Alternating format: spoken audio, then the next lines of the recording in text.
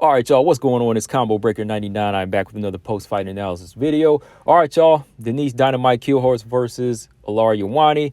All right, y'all, as y'all know, I was going for Denise Kielholtz in this fight. I felt like she had the superior striking. She had the abilities to go in there and possibly dominate a fighter like Ilara Joanne, maybe even stop her with her kickboxing. But actually, this fight turned out to be competitive on the feet. Some violent exchanges. Ilara Joanne, very reckless in there, but she was throwing those wild winging shots, and she was still landing. That's why I was like, you know what, Denise Kielholtz, she needs to step it up.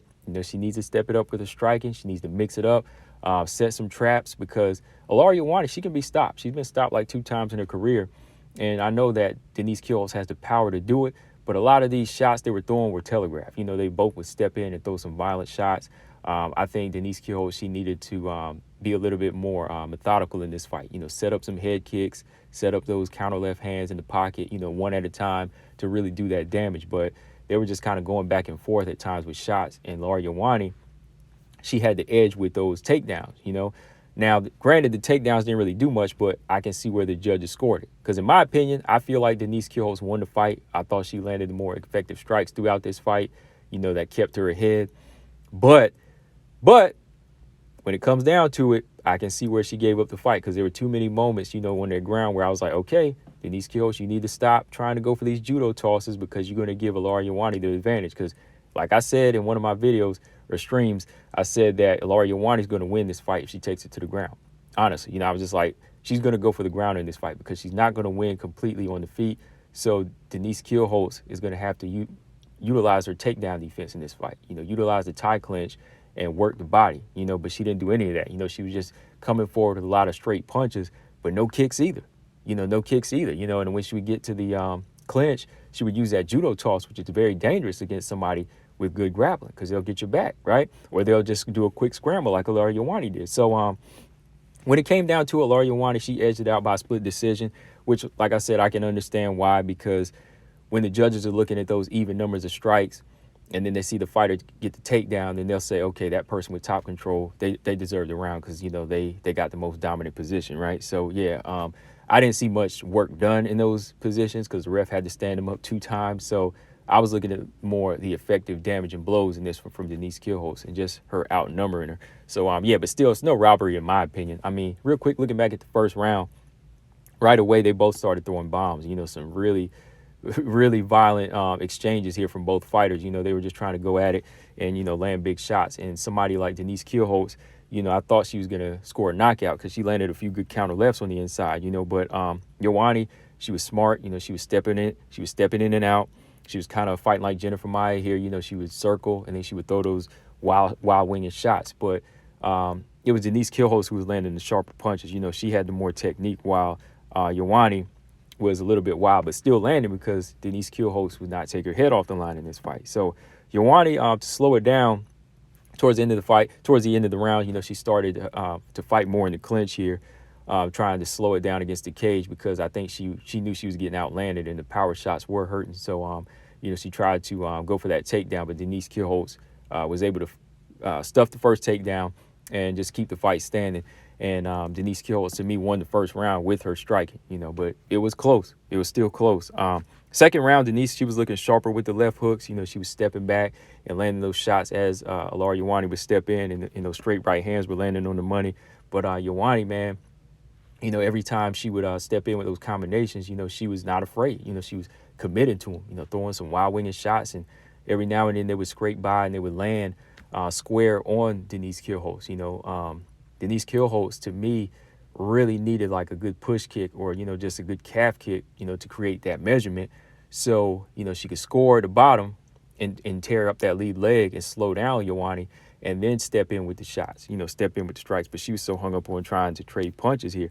I think Denise Kielholtz, she did land more and did more damage. But when it came down to like a minute and a half left, Joanne, she went in for a takedown, and Denise Kielholtz, she stuffed the first takedown, right? But then she goes in to counter for the takedown with her judo toss, and Joanne winds up on top. So she actually gives her the top position here. She gives her the top position, and Joanne's on top in the guard, landing a few body shots. Not much is going on, so the ref stands him up. But still, that point kind of goes to Joanne on the judges' scorecard. Again, in my opinion, I didn't really see it as much, but I know how they think. That's why I was like, oh boy, she just gave her the round with that. She just gave her the round. So it was a tight round, but I gave that one to Denise Kielholtz. Very close. I'm not going to argue. I thought Denise won it. All right, in the last round, Denise Kielholtz, once again, she was putting a lot of pressure on Ilara Joanne, and she was able to drop Ilara Joanne in the opening minute with a good left hook. She landed that good shot, but Ilara Joanne bounced right back up and just went on the back foot to recover. But I like the pressure that Denise Kielholtz was applying. She was still landing the sharper 1-2s, just kind of backing her up and outpointing her and landing the better shots. But still, man, like Denise Kielholtz was just lacking that timing in this fight. Like she was not setting any traps to just land like one big shot to end it, because she had the power to do it. Or also the leg kicks in this fight. Like there was just no leg kicks. Like at least Ilara Joanne threw a few leg kicks, but Denise Kielholtz, she was not throwing any in this fight. Like, I didn't even see like a calf kick from her. I was like, come on, Denise, throw them calf kicks. Like, chew that lead leg up to slow the fighter down so that way you can find the head easier. She was doing a lot of head hunting, like not even a lot of body work. Like, if she was landing some body kicks or, like I said, chopping that lead leg down, she probably could have got like a head kick knockout or even like a good right hand knockout, because she would have been masking her punches. But she just continued to head hunt with her punches, sharper, but still like, you got to mix it up. She didn't mix it up enough in this fight. So Ilara Joanne, whenever she feel like she's getting outstruck, she goes on the outside, then she steps in like in clinch mode and goes for a takedown. Denise stuffs it, of course, but just like the second round, she wants to counter the takedown, the judo toss, and she gets Ilara Joanne down. But what happens? Ilara Joanne scrambles out, gets in top position again, right? Luckily, the referee didn't luckily the referee stood it up because not much was going on, but still, that kind of favors the judges, what they see. They see her scramble out, get top position. They're like, okay, we see what she's doing, right? So they go back to the feet when they get stood up, and Denise Kielholtz goes back to striking, like I said, landing upstairs, but no leg kicks. So, it's still kind of tough to call here. But then Denise Kielholtz, this time she steps in and she goes for another judo toss. When she goes for that head toss again, what happens again? Ilara Joanne scrambles out. This time she gets the back. And when she gets the back, I'm like, oh, no, it's about to be over. She's going to submit Denise Kielholtz. But still, Ilara Joanne really didn't, get full control. And she didn't know how to capitalize on this full moment, because Denise Kielholtz still was kind of, squirming a bit and, trying to hand fight.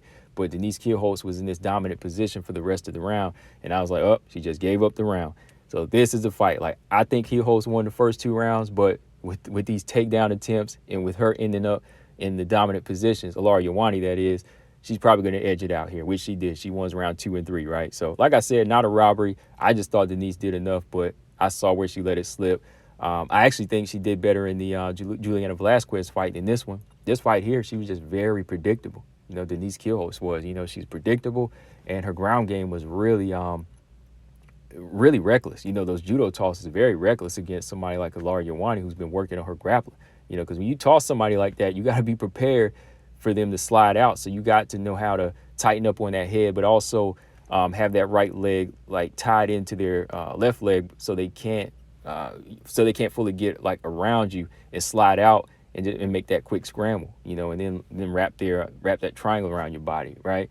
So yeah, man. Denise Kielholtz is now on a 3-fight losing streak. Ilara Joanne, she's getting into that mix now too. I mean, she still needs work, because her chin is wide open, and that's why I was looking for the knockout in this fight. Because when I was about to say Jennifer Maia. No, when Ilara Joanne steps in, it's like Jennifer Maia, but her chin is wide up. Like when she throws those shots, her chin is there. So Kielholtz was able to hit her multiple times with that left hook, right? She was able to hit her multiple times with that left hook. So I said, oh, she got to be careful, in the future with whoever she's going to be fighting.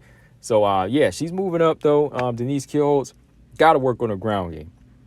Got to work on her ground game and her striking selection in this one. Knowing her as a kickboxer, I thought her striking would have been much more versatile here. I thought there would have been inside leg kicks, head kicks, body kicks, maybe some push kicks, just mixing it up and then eventually getting the knockout. But, well, that's how it goes sometimes. Sometimes fighters just don't execute to get the game plans here. But I hope that Denise Kielholtz steps it up, because with this 3-fight losing streak now, some close fights in there. The title shots looking further and further away.